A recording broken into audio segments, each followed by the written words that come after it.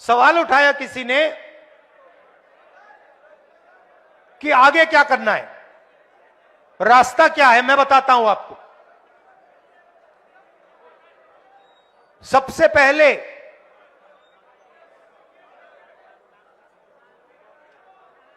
पहले यह पता लगाना है कि सचमुच में किसकी कितनी आबादी है और किसको कितनी भागीदारी मिल रही है।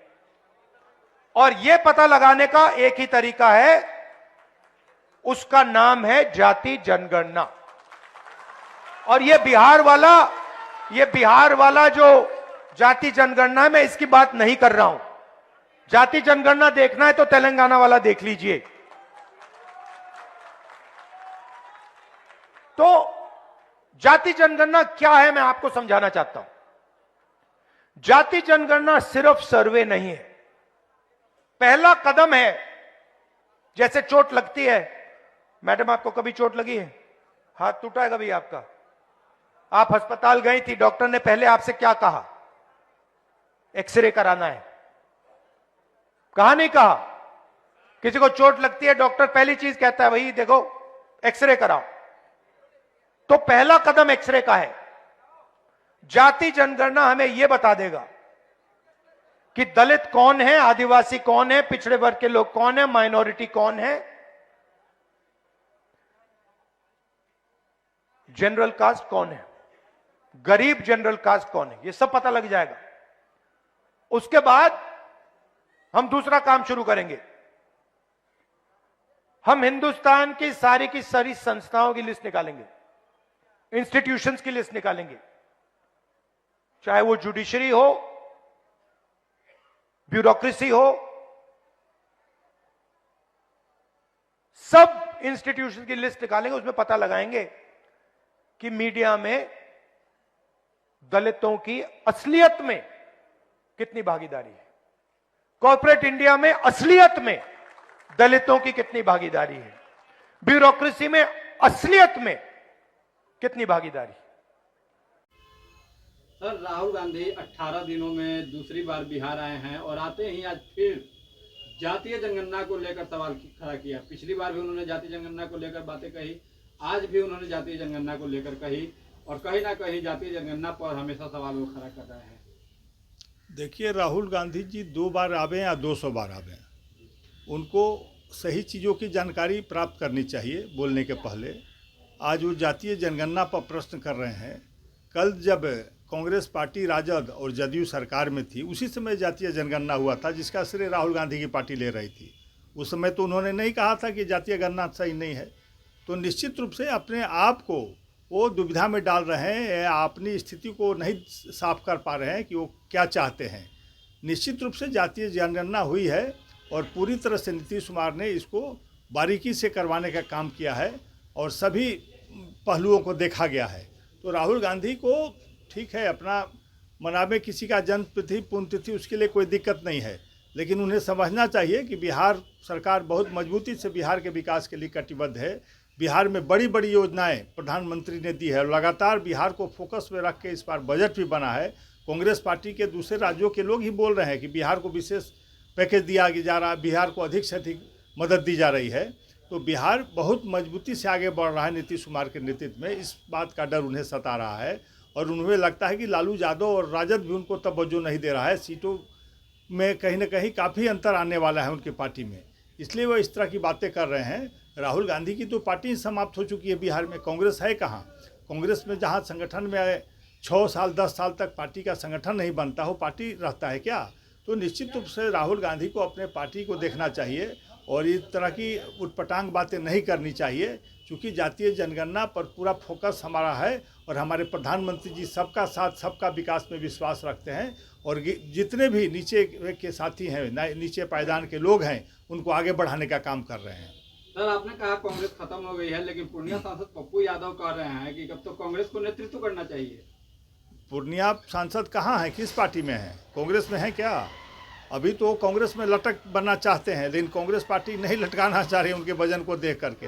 तो निश्चित रूप से पप्पू यादव अभी तलाश में है कोई पार्टी का, अभी हो सकता है कि उसी डूबती नैया पर सवार होने का मन है, तो निश्चित रूप से पप्पू यादव की भी नैया उसमें बैठेगी। धन्यवाद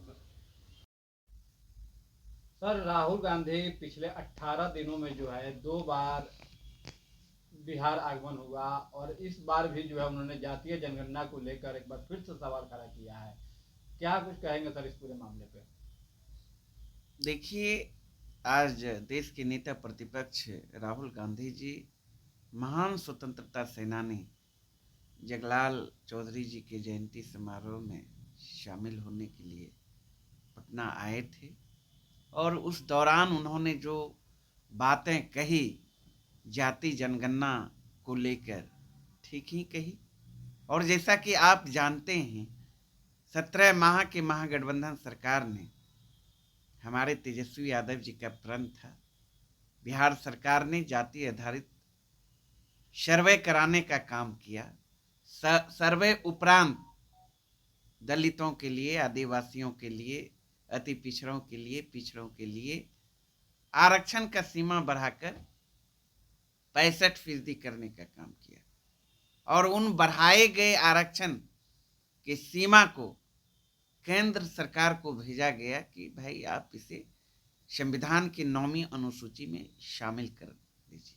आपने देखा केंद्र सरकार ने, नरेंद्र मोदी जी की सरकार ने, भारतीय जनता पार्टी ने संविधान की 9वीं अनुसूची में शामिल करने से इनकार कर दिया।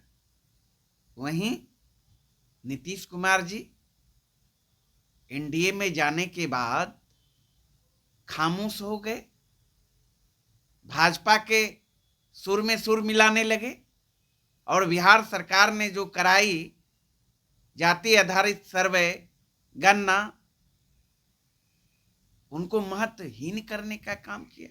क्या मतलब रह गया? कोई मतलब नहीं रह गया।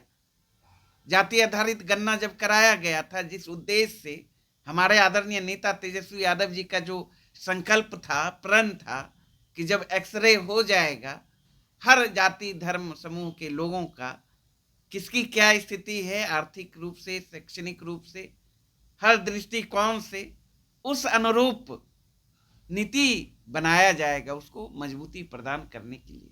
और बिहार सरकार ने निर्णय भी लिया था 17 माह के दौरान कि भाई 94 लाख परिवार जो गरीब हैं, जिसकी आय 6,000 से नीचे है, उसे हम मजबूत करने के लिए 2 लाख रुपया देने का काम करेंगे। जिनको घर नहीं है उसको घर बनाने के लिए हम सहायता राशि देने का काम करेंगे। सारा प्लानिंग बनाया गया था। क्या हुआ उस प्लानिंग का? नीतीश कुमार जी को जवाब देना चाहिए। यहाँ डबल इंजन की सरकार है, तो इन सारे संदर्भों में उनका जो आज आया है बयान, तो वही तो उन्होंने कहा है। जब बिहार में तेजस्वी यादव जी के नेतृत्व में महागठबंधन की सरकार बनेगी तो निश्चित रूप से जाति आधारित गणना उपरांत जो भी निर्णय लिया गया था 17 माह के महागठबंधन की सरकार में, गरीबों को मजबूत करने हेतु सारे कार्यक्रम लागू किया जाएगा। बस सर एक सवाल और होगा। पप्पू यादव पूर्णिया सांसद जो है वो हमेशा कहते रहे हैं कि जो है बिहार में कांग्रेस को नेतृत्व करना चाहिए। उनकी अपनी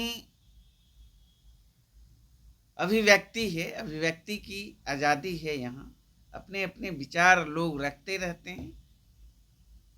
और जहाँ तक है राष्ट्रीय जनता दल और कांग्रेस पार्टी का अटूट गठबंधन है और बिहार में आप देख रहे हैं मजबूती से महागठबंधन काम कर रही है तेजस्वी यादव जी के नेतृत्व में, और मुख्यमंत्री का चेहरा आदरणीय तेजस्वी यादव जी हैं।